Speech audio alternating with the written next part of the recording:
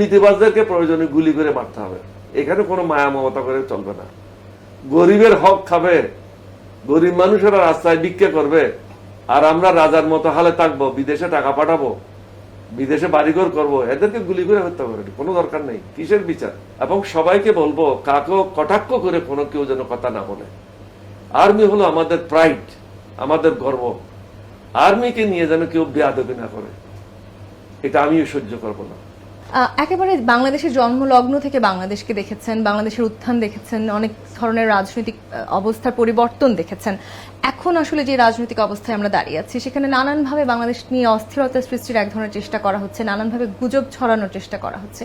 এই বিষয়ে আপনি কি বলতে চান? আপনি নিশ্চয়ই শুনেছেন, হাসিনা ভারতে থাকিয়ে ভারতের সাহায্যে তিনি টেলিফোনে কথা বলছেন। কয়েকদিন আগে যে তথ্য সম্প্রচার মন্ত্রী যে ছিল লাফাঙ্গা, সেও কথা বলেছে টেলিভিশনে, মোবাইল টেলিফোনের মাধ্যমে, অ্যাপসের মাধ্যমে। তারা বাংলাদেশকে অস্থিতিশীল করার জন্য চেষ্টা করছে, ভারতে চেষ্টা করছে। ভারতের লাভ হবে না, আলটিমেটলি ভারতকে ক্ষমা চাইতে হবে এটার জন্য। ভারত যে কাজটা করেছে, বাংলাদেশের জনগণের উপর জুলুম করেছে, এটার জন্য ভারতকে ক্ষমা চাইতে হবে। বাংলাদেশ কোনো অবস্থাতে ভারতের উপর ইনশাল্লাহ নির্ভরশীল আগামীতে হবে না। প্রত্যেকটা কাজের জন্য আমরা আমাদের উপর নির্ভরশীল হব, আল্লাহর উপর নির্ভরশীল হব, অন্য কারো কাছে না। উৎসবে খুশি হবে নগদে বেশি, কারণ ঘন্টায় ঘন্টায় আছে গিফট জেতার সুযোগ।